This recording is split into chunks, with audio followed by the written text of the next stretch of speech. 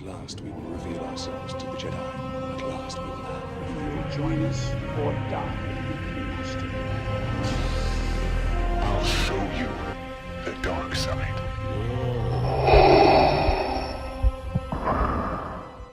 Hey les Geekawan, c'est Salokin, j'espère que vous allez bien et on se retrouve aujourd'hui pour parler ensemble de Star Wars épisode 9. Et pourquoi on va parler de Star Wars épisode 9 aujourd'hui en ce mai 2018? Oui, je précise le mois et l'année parce que je ne sais pas à quel moment vous allez regarder cette vidéo. Et sachez qu'en cette date, des leaks sont déjà fuités sur le scénario de Star Wars épisode 9. Bien sûr, ces fuites de scénario sont à prendre avec des pincettes, mais ils ont été dévoilés sur Reddit et exactement par le même utilisateur qui avait dévoilé l'intrigue du scénario de l'épisode 8 quelques mois auparavant, avant la sortie de celui-ci. Et malheureusement, il ne s'était pas trompé. Donc si vous ne voulez pas vous faire spoiler méchamment, je vous conseille de ne pas regarder la vidéo tout de suite, parce qu'il y a de grands risques et de grosses chances que les leaks soient vrais. Vous êtes prêts? Je vous aurais prévenu. Alors, je vais lire avec vous les leaks du scénario et on va réagir ensemble à tout ça. Alors, je vous préviens, il y a de la bonne surprise et de la moins bonne. Ouais. On nous dit donc, 5 ans après les derniers Jedi, la résistance n'est plus aussi formelle et populaire à travers la galaxie. Kylo Ren domine la galaxie et est même considéré comme quelqu'un de bienveillant par de nombreuses personnes. Même au sein de la résistance, on se demande pourquoi combattre Kylo Ren. Alors il y a plusieurs informations à retenir ici déjà. Donc l'épisode 9 se passe 5 ans après l'épisode 8. Déjà pour moi c'est une très bonne chose, une ellipse temporelle entre les deux épisodes c'est très bien, comme ça il y a matière à développer et il y a du scénario derrière. Enfin normalement. Deuxième information, Kylo Ren domine la galaxie et il est considéré comme quelqu'un de bienveillant. Ça veut dire qu'à l'instar de l'empereur, il est aimé par la galaxie en tant que suprême leader. Ça, je trouve que c'est très intéressant pour le personnage de Kylo Ren. En fin de compte, dans la logique, la résistance deviendrait les méchants et le nouvel ordre deviendrait les gentils. J'aime bien le concept, c'est sympa, il y a peut-être matière à développer quelque chose de très bien. On continue. De leur côté, Rey, Poe, Finn et Leia ne l'entendent pas de cette oreille et ne souhaitent pas que la galaxie soit soumise à un empire. Jusque-là, pas de problème, je trouve ça assez logique par rapport au personnage. On continue au niveau du scénario. Une taupe, à l'intérieur du Premier Ordre, leur explique que s'ils la suivent, ils pourront découvrir la véritable nature du Premier Ordre. Ok, donc ça veut dire qu'il y a une taupe au sein du Premier Ordre qui veut faire tomber le Premier Ordre et qui nous explique en gros que le Premier Ordre n'est qu'une façade et qu'ils ne sont pas si blancs que ça. Mais ça, on s'en doute. On continue, jusque-là, rien d'extraordinaire pour ma part. Leur indique les emmène sur une planète dans les régions inconnues afin d'infiltrer une base du Premier Ordre pour sauver une prodigieuse jeune alien qui va leur permettre de naviguer dans les régions inconnues. Ça, je trouve que c'est très intéressant aussi. Pourquoi? Parce qu'on nous parle des régions inconnues. On nous parle du Premier Ordre qui s'est installé dans les régions inconnues. Donc c'est les zones au-delà de la bordure extérieure qui n'ont jamais été exploitées par l'univers cinématographique de Star Wars. En tout cas, ça veut dire une chose. Ça veut dire que Disney sait que les régions inconnues sont un filon à exploiter et qu'ils vont les exploiter. On nous parle aussi de l'alien, mais on n'a pas grand-chose à développer sur ce personnage-là. On attendra de voir quand on en saura plus. On reprend. Après avoir sauvé la fille avec succès, ils découvrent une planète entièrement constituée d'un océan. Sous ces eaux se trouve le vrai secret du Premier Ordre, l'endroit de leurs ressources illimitées. Une usine exploitée par les habitants des régions inconnues qui ont été faits prisonniers. Donc on nous dit que toute la première partie de l'intrigue tourne autour de la libération des captifs avant leur extermination. Donc c'est assez sympa, voilà, on développe vraiment une première planète des régions inconnues. Donc la planète où il y a la base secrète du Premier Ordre, donc une planète océan avec donc la base secrète qui est enfouie sous l'eau et qui met en esclavage des prisonniers. Ok, donc très bien pour cette première intrigue, pour ma part je trouve ça très bien. C'est assez logique, mais pour l'instant je ne vois pas le but premier du film. Donc continuons. La seconde partie de l'intrigue se focalise sur le Premier Ordre et Kylo Ren. Pour moi, je trouve ça assez logique étant donné que Kylo Ren est l'un des 2 héros de la nouvelle trilogie. Le nouveau Supreme Leader part à la chasse des utilisateurs de la Force avec l'aide de ses chevaliers de Ren. Alors ça, je trouve ça très intéressant car on va enfin voir les chevaliers de Ren en action. Et j'ai envie de dire, c'est pas trop tôt car pour ma part, ils arrivent même beaucoup trop tard. Ils auraient dû arriver dans l'épisode 8. Je ferai un petit condensé à la fin d'Elix, vous inquiétez pas. Kylo souhaite découvrir qui est la taupe qui a révélé l'existence de la planète Océan au Premier Ordre. À la fin du film, on découvre que c'est Hux qui est à l'origine des fuites. Il souhaite une révolte du peuple contre Kylo Ren afin de le renverser et prendre le pouvoir à son tour. Non, j'ai pas lu comme un goyot, j'ai bugué sur le Lix. On va la refaire. À la fin du film, on découvrira que c'est Hux qui est à l'origine des fuites. Le roux sans charisme, là. Ok. Il souhaite une révolte du peuple contre Kylo Ren afin de le renverser et prendre le pouvoir à son tour. Donc le mec, il souhaite faire renverser Kylo Ren, sauf que s'il y a une révolte du peuple, ça renverse le Premier Ordre, donc il peut pas prendre le pouvoir par-dessus. Ok. Bon. Bah j'espère que c'est pas ça le fond de l'intrigue, hein, parce que ça pue. On va continuer en espérant que ça s'améliore. Au milieu de toutes ces péripéties, Rey et Kylo entretiennent toujours leur conversation à travers la Force. Ils peuvent même désormais vraiment se matérialiser devant l'autre. Ça, c'est sympa. Ça, je trouve ça sympa. C'est-à-dire que le pouvoir qu'ils ont développé dans l'épisode 8 grâce à Snoke, donc de pouvoir se parler et se voir, ils l'ont développé jusqu'à pouvoir se matérialiser physiquement devant l'un ou l'autre. Ça, je trouve le concept sympa. C'est une toute nouvelle utilisation de la Force. Pourquoi pas? C'est plausible. Ok, ça me va. On va doucement apprendre qu'ils s'aiment secrètement. J'ai pas lu ça. Sérieusement, j'ai lu ça. On va doucement apprendre qu'ils s'aiment secrètement. Je vais continuer. La grosse révélation du film, attention, tenez-vous prêts, est que Rey a été enceinte de Kylo Ren et que l'un de ses padawans est l'enfant.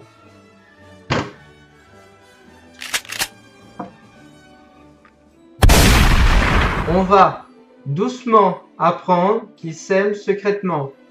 La grosse révélation du film est que Rey a été enceinte de Kylo Ren et que l'un de ses padawans est l'enfant. Mais pourquoi vous avez fait ça? S'il vous plaît, faites que ça soit de la merde et que ça soit pas vrai. S'il vous plaît.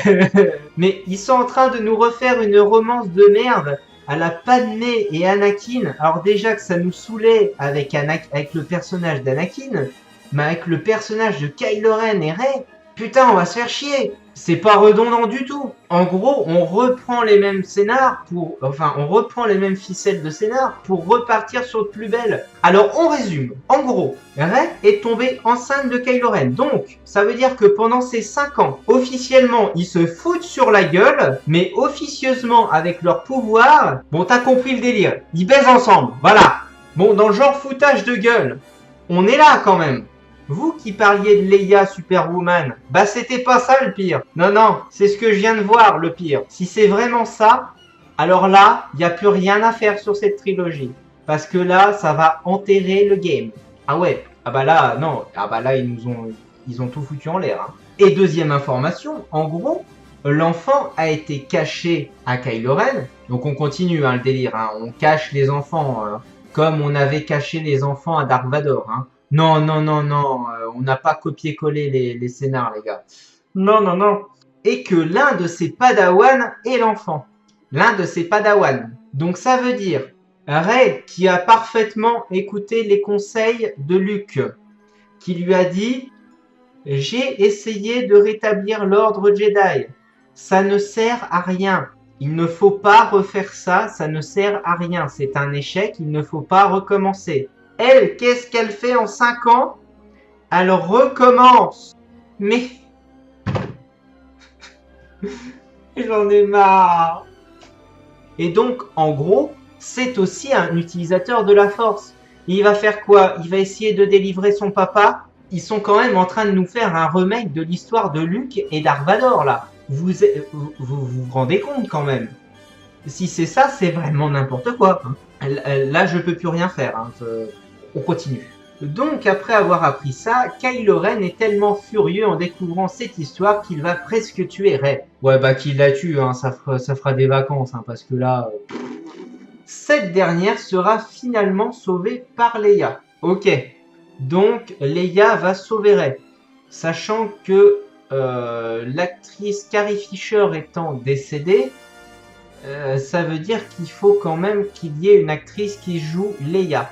Ok.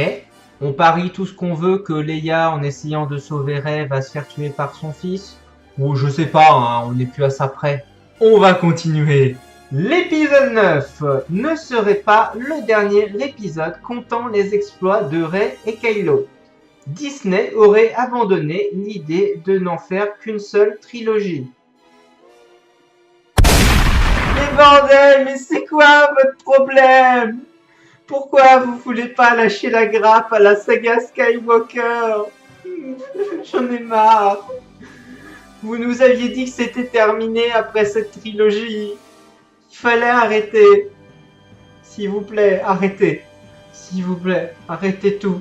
S'il vous plaît. Je sais plus quoi dire. Là, non. Ah bah non, hein. Plus sérieusement, en gros, on nous avait dit qu'après l'épisode 9, on attaquerait une nouvelle trilogie, mais on arrêterait avec le cycle des Skywalker, qui était trop fourni et enfin, ça tournait en rond. Et là, on nous copie-colle un scénar qui ressemble trait pour trait à ce qu'aurait dû être Luke avec Dark Vador. Au final, si Padmé était vivante. Parce qu'en gros, si Padmé avait été vivante, il l'aurait appris, il aurait presque tué Padmé en apprenant que Luke et Leia étaient vivants. Vous voyez, c'est un peu le même délire là. Je sais... Non, bah là... Mon Dieu. On a également d'autres informations qui ont leaké par rapport à tout ça. Et oui, impossible titre. Apparemment, on nous explique que le titre du film ne serait pas encore défini, mais que 3 possibilités sont actuellement étudiées. Le choix préféré des studios serait The New Empire, soit le Nouvel Empire. Donc pourquoi pas, le Nouvel Empire, ça sonne très bien comme titre pour un Star Wars. J'ai rien de plus à dire par rapport là-dessus et on va passer aux autres informations. Les acteurs de retour. On s'accorde pour dévoiler que cette trilogie pourrait ne pas conclure l'histoire de Kylo, Rey et Finn. Donc c'est ce qu'on vient de dire, malheureusement. Et ils expliquent en effet que les studios seraient en négociation pour convaincre Adam Driver et Daisy Ridley, mais aussi John Boyega, de signer pour de nouveaux films. Il se pourrait donc que le format de la trilogie soit abandonné, à savoir que 2 nouvelles trilogies sont actuellement en préparation chez Disney, donc ça on s'en fout, ça ne concerne pas l'épisode 9. Donc les infos à retenir, c'est que Disney est en train de voir pour élargir cette trilogie, et donc cette trilogie ne serait plus une trilogie. Non, je ne m'agace pas, je suis zen, je suis tranquille. J'en ai marre de lire ce livre, je vous jure, j'en ai marre. Donc en gros, on bannit les trilogies qui font de Star Wars leur réputation, parce que Star Wars a toujours fonctionné par trilogie. Ok, Disney a lancé des spin-offs, mais pourquoi pas, ça a bien fonctionné avec Rogue One. Mais là, en gros, on nous explique que, oh bah non, ça marche bien les mecs, hein. Et puis Rey et puis Kylo Ren, ça vend bien, donc on va continuer, et puis on va élargir, hein. On va faire quadrilogie. Puis si ça va bien, on va continuer, on va peut-être en faire un 5e même derrière. Ça voudra plus rien dire, mais on va continuer. C'est bon, désolé. On continue. Leia recastée. Et j'en parlais un petit peu plus tôt dans la vidéo. Ils ont décidé de recaster le personnage de Leia.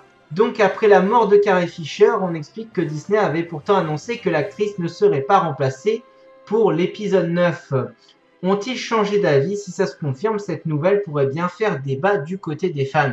Et pour ma part, je suis un petit peu mitigé par rapport à ça. Je ne souhaite pas qu'il y ait une nouvelle actrice qui incarne Leia, pour ma part, parce que là, je fais vraiment mon gros puriste par rapport à ça.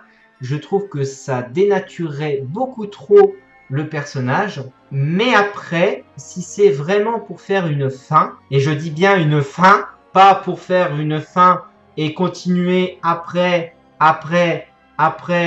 et ne pas faire la fin de cette trilogie infinie, eh bien pourquoi pas? Pourquoi pas? On a parlé de Meryl Streep, et ben pourquoi pas? Ça serait pas mal qu'une actrice incarne la princesse Leia pour au moins si le personnage devient important pour l'intrigue.